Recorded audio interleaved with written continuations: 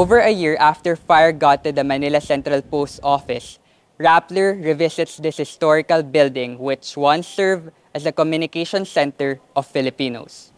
Ito yung entrance sa Manila Central Post Office. So pagpasok nila, diretso sila dito sa counter kung saan tinatanggap yung mga sulat para sa kanilang mga kamag-anak, kaibigan na ipapadala sa iba't ibang parte ng Pilipinas o saan mang bahagi ng mundo.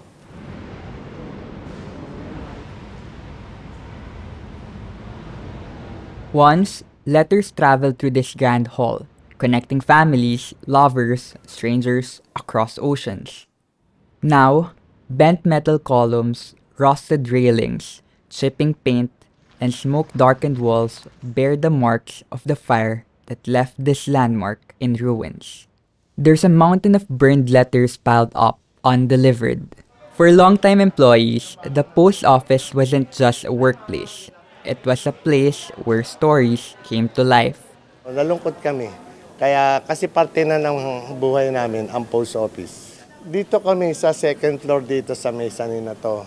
Isang mahaba kaming hallway dito.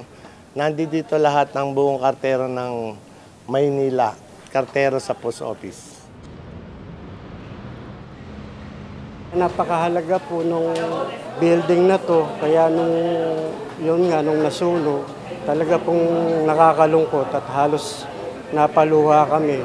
Parang halos isang alaala na lang na pag nakikita namin yung madilim at maitim na usok na pinanggalingan ng building, parang talagang nararamdaman namin na kumikirot ang puso namin dahil bakit nangyari sa building ang ganung tragedy. This is not the first time the Manila Central Post Office has faced devastation. It was nearly destroyed during World War II, but rose from the ashes. Today, it faces a new challenge. In an age of instant messaging, fewer people send letters. June and Feliciano recall how back then, the post office was filled with tons of letters. Yung dala namin sulat ng araw, napakarami talaga dahil ito lang ang komunikasyon ng tao ng araw, ang post office. Kami ang orasan ng mga tao, lahat sa amin nakatitig ang mga tao. Kami talaga ang inaabangan ng tao, kaya excited sila, nakatingin sa amin kung mayroon kaming iabot na sulat sa kanila. At kapag nararamdaman mo, nakatanggap sila ng sulat ay napakaligaya nila. Yung chine-cherish natin ng memories, lalo na sa mga cards, Valentine cards, Christmas cards. Kasi nung araw sa amin dumadaan yung mga ligawan ng mga istorya ng mga tao, kung paano sila nagkatuluyan, sa amin dumadaan through mails, through Christmas cards. Now, it's mostly bills and court orders.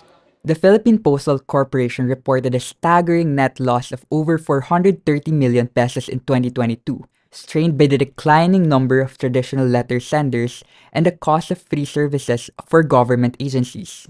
Despite this financial challenge, PhilPost assured the public that the historic building will be restored, aiming to finish it by 2026 in time for the building's 100th year. Naayusin natin lahat yan, and it will be a tourism circuit already. It will be for art, culture, and for tourism, and it will be open to the public. A small portion of that, definitely, ando doon yung Manila Central Post Office. At the same time, the executive offices. No? For now, PhilPost employees have relocated to the new annex building across the old site. As Manila moves forward, the post office stands as a testament to an era when connection was more deliberate, when words carried weight. Its restoration is a reminder that some things, no matter how old, is worth preserving. James Patrick Cruz, Rappler, Manila.